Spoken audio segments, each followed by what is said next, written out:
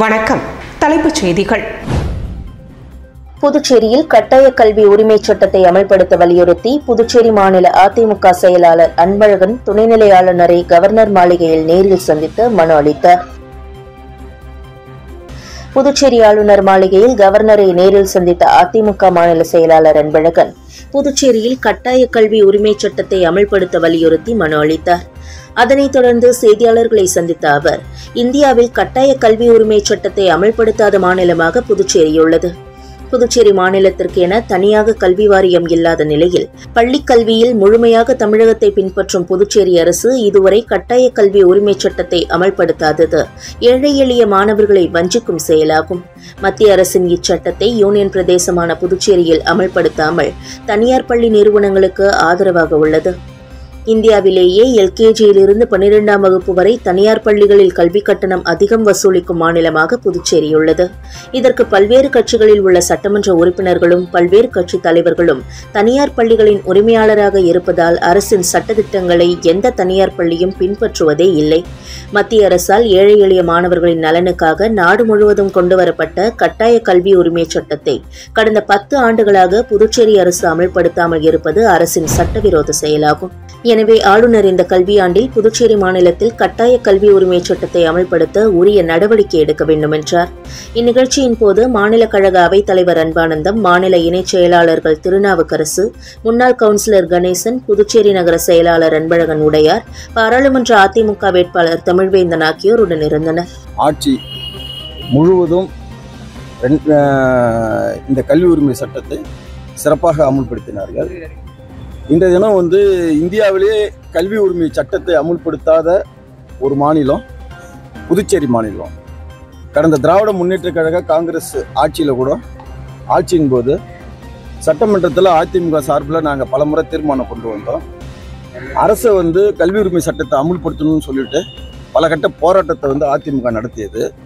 இருந்தாலும் திராவிட முன்னேற்ற கழக காங்கிரஸுடைய கூட்டணி ஆட்சி என்பது தனியார் பள்ளி உரிமையாளர்கள் பயன்பெறுகின்ற விதத்தில் அந்த கல்வி உரிமை சட்டத்தை அமுல்படுத்தவில்லை. புதுச்சேரியில் துணைநிலை ஆளுநரும் முதல்வரும் ஒரே காரில் பயணம் செய்தனர். புதுவை முதல்வர் ரங்கசாமி கடந்த 1997ஆம் ஆண்டு வாங்கிய அம்பாசிடர் காரை சமீபத்தில் புதுப்பித்து தனது வீட்டில் நிறுத்தியிருந்தார். இதுகுறித்து கேள்விப்பட்ட துணைநிலை ஆளுநர் CB ராதாகிருஷ்ணன் கைபேசி மூலம் முதல்வரிடம் விசாரித்தார். மேலும் காரில் பயணிக்க விரும்புவதாக தெரிவித்தார். இதனையடுத்து ஆளுநர் மாளிகைக்கு முதல்வர் காரில் சென்றார். அங்கு இருவரும் சிறிது நேரம் பேசினர். பின்னர் இருவரும் காரில் செஞ்சி சாலை, நேரு வீதி உள்ளிட்ட பகுதிகளில் பயணித்தனர். இதுகுறித்து முதல்வரிடம் கேட்டபோது காரில் பயணித்தபடி புதுவை மாநில வளர்ச்சித் திட்டங்கள் குறித்து பேசினோம் என்றார்.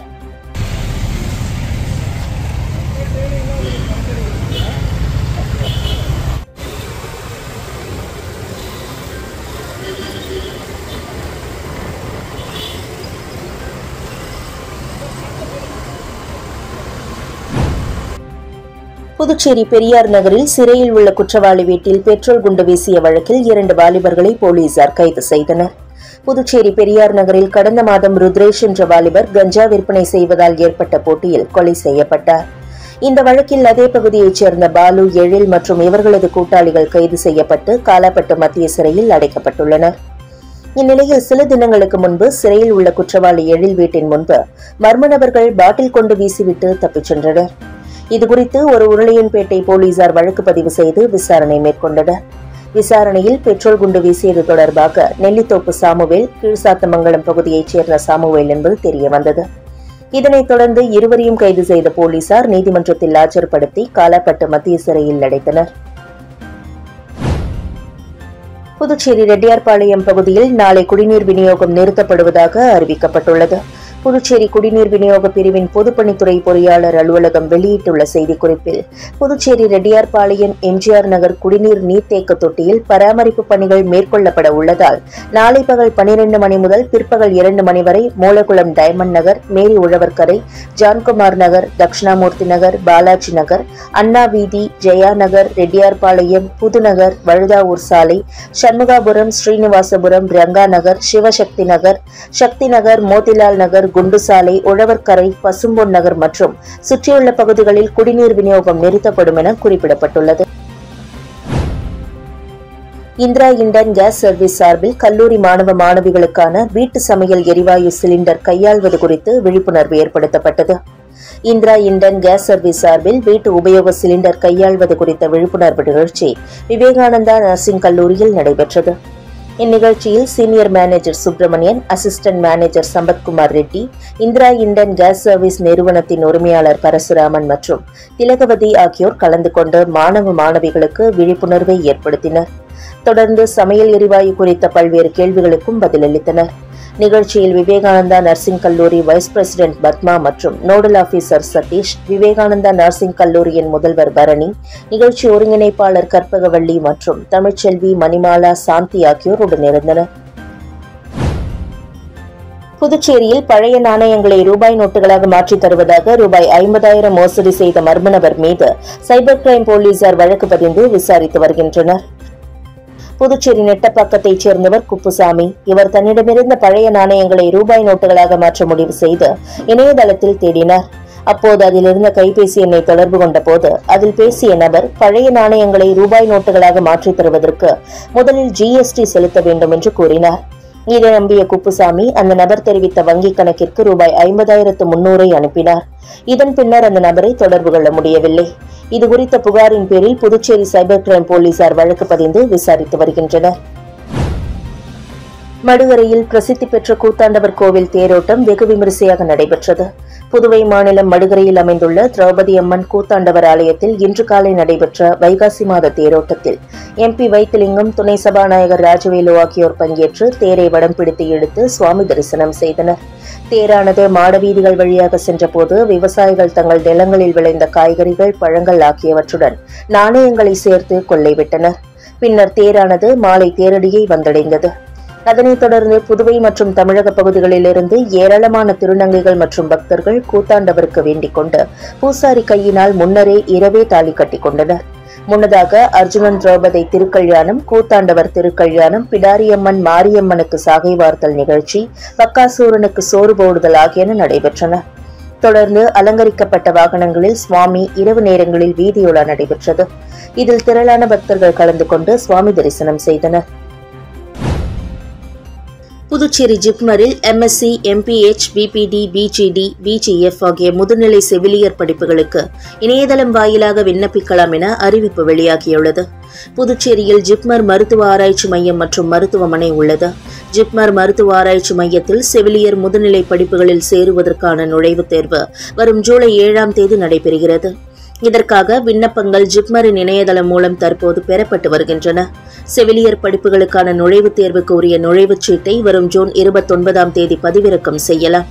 படிப்புக்குரிய இடங்களாக medical biochemistry 4, MLT microbiology 5, MLT pathology 5, medical pathology 5, பயோஸ்டாட்டிஸ்டிக் 2, neuro technology 2, குழந்தை பராமரிப்பு 5, சமுதாய சுகாதார செவிலியர் 5, surgical nursing 5, critical care nursing 5, cardio thoracic nursing 5, nephrology nursing 5, psychiatric nursing 5, மகப்பேறு நர்சிங் 5, MPH 34, PPT 19 இடங்கள் உள்ளன என்று குறிப்பிடப்பட்டுள்ளது. மொரட்டாண்டி சுங்கச்சாவடி அருகே உள்ள மதுவிலக்கு சோதனை சாவடியில் லாரி ஓட்டுநர்களிடம் லஞ்சம் வாங்கும் வீடியோ வெளியாகி பரபரப்பை ஏற்படுத்தியுள்ளது. புதுச்சேரி திண்டிவனம் தேசிய நெடுஞ்சாலையில் அமைந்துள்ளது மொரட்டாண்டி சுங்கச்சாவடி.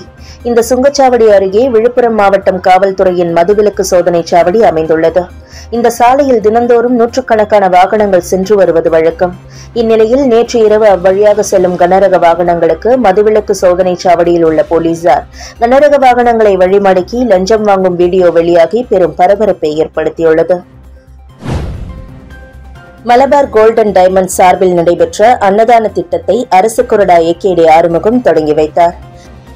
நாடு முழுவதும் பல்வேறு கிளைகளை கொண்டுள்ள மலபார் கோல்டன் டைமண்ட்ஸ் நிறுவனம் சார்பில் ஏழை எளிய மக்களின் பசியை போக்கும் வகையில் நாள்தோறும் அன்னதானம் வழங்கும் திட்டம் துவங்கப்பட்டு பல்வேறு கிளைகளில் நாள்தோறும் அன்னதானம் வழங்கப்பட்டு வருகிறது. இந்நிலையில் புதுச்சேரி மலபார் கோல்டன் டைமண்ட்ஸ் அன்னதானம் வழங்கும் திட்டத்தின் துவக்க விழா இன்று நடைபெற்றது. மலபார் கோல்டன் டைமண்ட்ஸின் வடக்கு மண்டல மேலாளர் அமீர் பாபு மற்றும் அமல்நாத் தலைமையில் நடைபெற்ற நிகழ்ச்சியில் சிறப்பு விருந்தினராக அரசு கொறடா AKD ஆறுமுகம் கலந்து கொண்டு ஏழை எளிய மக்களுக்கு அன்னதானம் வழங்கி திட்டத்தினை தொடங்கி வைத்தார். இதில் புதுச்சேரி கிளையின் துணைத் தலைவர், கிளை ஊழியர்கள் மற்றும் துப்புரவு பணியாளர்கள் என பொதுமக்கள் திரளாக கலந்து கொண்டனர். புதுவை மத்திய பல்கலைக்கழகத்தில் உள்ள 7 கல்வி பிரிவுகளில் எம்டெக் படிப்புகளுக்கு இணையதளத்தில் வரும் ஜூன் 9 வரையில் விண்ணப்பிக்கலாம் என அறிவிக்கப்பட்டுள்ளது. புதுவை மத்திய பல்கலைக்கழகத்தில் உள்ள கல்வி பிரிவுகளில் எம்டெக் படிப்புக்கான விண்ணப்பங்கள் இணையதளத்தில் வரவேற்கப்படுகின்றன. அதன்படி பிரிவு வாரியாக உள்ள இடங்களாக கணினி அறிவியல் 15, இசிஇ 19, சுற்றுச்சூழல் பொறியியல் மேலாண்மை 15, பசுமையாற்றல் தொழில்நுட்பம் 16, நானோ science 16, network information 15, computation biology 4 என மொத்தம் 100 எம்டெக் இடங்களுக்கு பல்கலைக்கழக இணையதளத்தில் விண்ணப்பிக்கலாம் என குறிப்பிடப்பட்டுள்ளது. இத்துடன் செய்திகள் நிறைவடைந்தன. வணக்கம்.